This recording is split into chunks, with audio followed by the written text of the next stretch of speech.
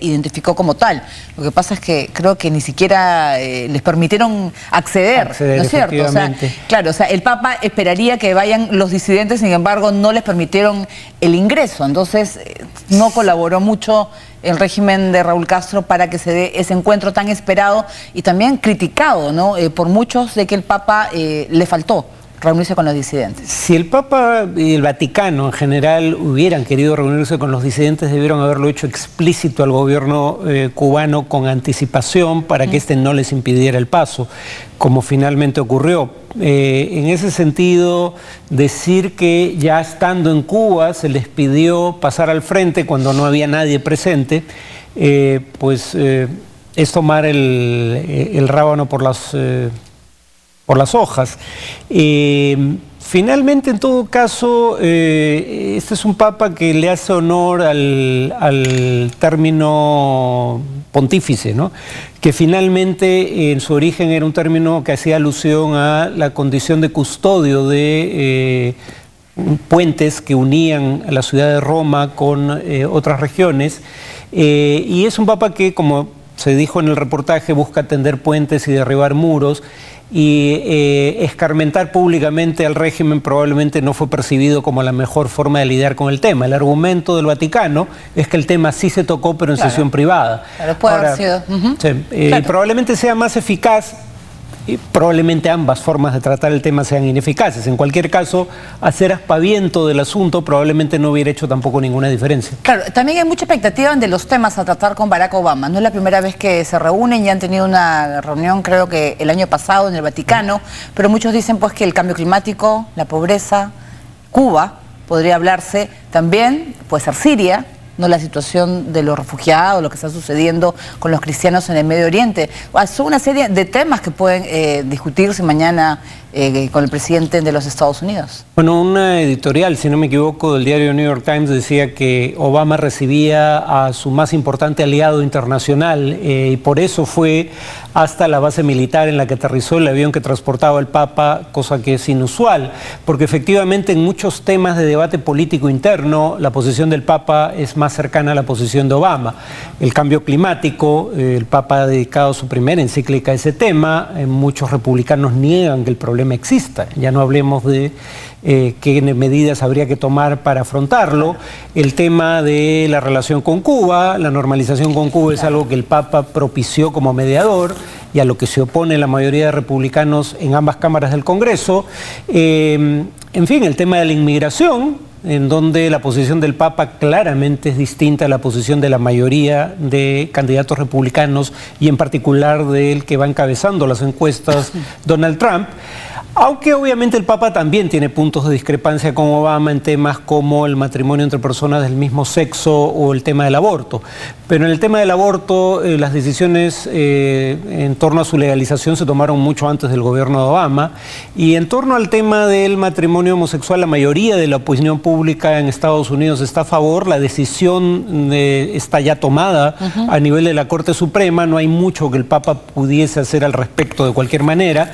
Probablemente no toque esos temas y ponga énfasis en aquello que tiene en común con Obama, y aunque nadie lo vaya a poner de relieve, cosas que también tiene en posición discrepante con la mayoría republicana. Claro, pero por ejemplo está el levantamiento del embargo a Cuba. ¿Se lo pediría? ¿No se lo pediría? También están muy pendientes de ese punto, ¿no? Yo dudo que lo toque. El Papa va a hablar ante ambas cámaras del Congreso, cosa que va a ser un Papa por primera vez. Yo dudo que el Papa toque temas que claramente están en contradicción con la posición de la mayoría de los congresistas que van a estar presentes, como el levantamiento del embargo. Dicho sea de paso, en el tema del embargo, incluso si los congresistas quisieran levantarlo, habría que modificar la ley Helms-Burton, porque esta especifica que el levantamiento del embargo está condicionado a la transición política a la democracia en Cuba, y como esa transición no va a ocurrir en el futuro previsible, luego entonces el embargo no se puede levantar cumpliendo con los términos de la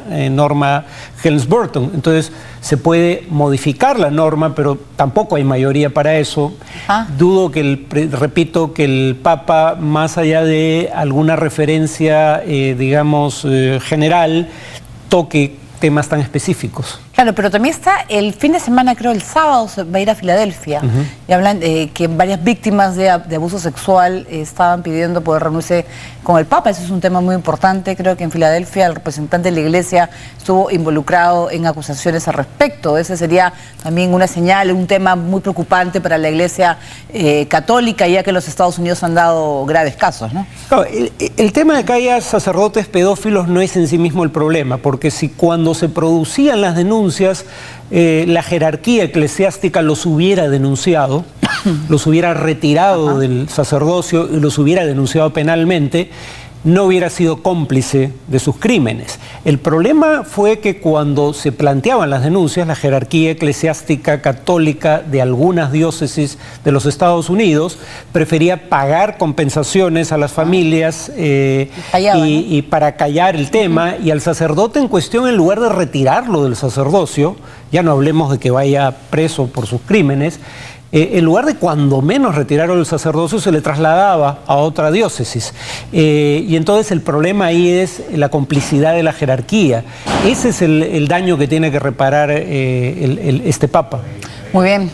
Bueno, vamos a estar pendientes de la visita del Papa a los Estados Unidos, pero vamos con otros temas. A pocos días del aniversario del crimen, compañeros de los 43 estudiantes mexicanos desaparecidos tomaron por asalto la Fiscalía de Guerrero, causando destrozos en el inmueble. En tanto, en la carretera que une Tixla con Xipalcingo, otro grupo de manifestantes en contra de la policía en Guerrero. El choque dejó varios heridos. A días del aniversario del crimen, estudiantes de la Escuela Rural Normal de Ayotzinapa irrumpieron en las instalaciones de la Fiscalía General del Estado de Guerrero para exigir castigo a los responsables de la desaparición de los 43 normalistas. Los estudiantes causaron destrozos en el inmueble, rompieron escritorios y cristales, además de pinchar las llantas de varios vehículos oficiales y romper parabrisas. Horas después, el fiscal informó que abrió una investigación previa para identificar a los responsables de estos incidentes, a quienes se les acusa de robo y daños. Por otro lado, en el sur de México, un grupo de padres y compañeros de los jóvenes desaparecidos que se trasladaban en buses para realizar una protesta chocaron con la policía en la carretera de Tixla con Chilpancingo. Más de 200 policías les impidieron el paso. La negativa provocó la ira de algunos estudiantes encapuchados que empezaron a lanzarles cócteles molotov y petardos. Además, tomaron un tráiler y le prendieron fuego. La policía respondió a estas acciones con bombas lacrimógenas. El enfrentamiento acabó con 5 personas heridas, entre ellos algunos padres de familia. Estudiantes heridos y un camión incendiado. Dado en Guerrero cuando se acerca el primer aniversario. Muy bien, pues está preocupante, yo creo que ese silencio que hay en torno al caso de los estudiantes de Ayotzinapa y esa preocupación que tienen los padres para saber realmente qué pasó, ¿no? Sobre todo porque el gobierno hace una investigación que nadie cree en México, muy pocos, y luego el gobierno acepta que haya una segunda investigación hecha por una comisión de expertos internacionales en coordinación con la Comisión Interamericana de Derechos Humanos, y esa comisión se trae abajo dos cosas fundamentales del informe nacional, ¿no?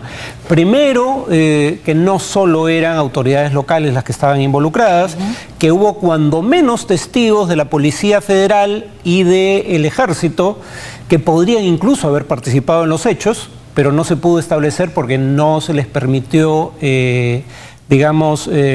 interrogar a miembros del destacamento militar. Entonces, primera cuestión, no se limitó a autoridades locales, hubo presencia de autoridades federales, o sea, nacionales. Segunda cuestión, no fueron quemados en el lugar en el que el informe oficial decía que habían sido quemados los cuerpos. No había en el lugar en cuestión evidencia de un fuego suficientemente grande como para haber calcinado los restos de tantas personas.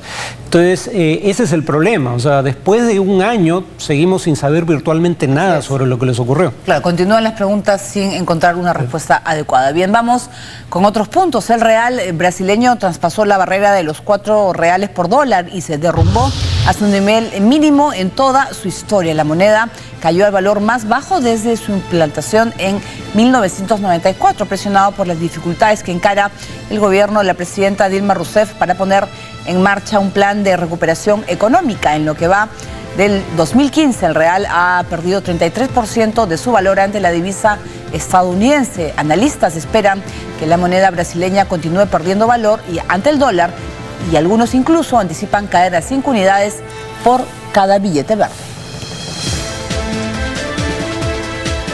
Esa es la preocupación de la situación de la moneda brasilera, que es reflejo de lo que está pasando a nivel gobierno. Y además le complica mucho las cosas a la presidenta, porque por un lado hay recesión, la economía va a caer 2.8% este año, se calcula, Ajá, y 0.7% el año próximo, pero además hay una inflación muy por encima de la meta establecida por el Banco Central. Entonces, el problema con la devaluación del real es que, como muchos productos son importados, al costar más el dólar, sube los precios de los productos importados, aumenta por ende la inflación. Y las medidas que hay que tomar para reducir la inflación contribuyen a agudizar la recesión. Ese es el problema que crea esto en lo inmediato. Por otro lado, esto podría ayudar a las exportaciones, porque precisamente los exportadores ahora podrían obtener más reales por cada dólar exportado. Sin embargo, las cifras señalan que esta devaluación del real no ha tenido mayor impacto en las exportaciones, o sea, el gobierno está teniendo los costos de la devaluación sin alguna de sus ventajas. muy bien, vamos a seguir ahora con Bolivia. El presidente Evo Morales convocó a una vigilia para esperar el fallo de la Corte Internacional de Justicia, que este jueves anunciará si es o no competente para conocer la demanda marítima. A su vez, que instó a todas las instituciones gubernamentales a izar la bandera de reivindicación marítima. El presidente de Bolivia, Evo Morales, declaró una vigilia y ordenó a todas las instituciones y sindicatos estatales a izar la bandera de reivindicación marítima como símbolo de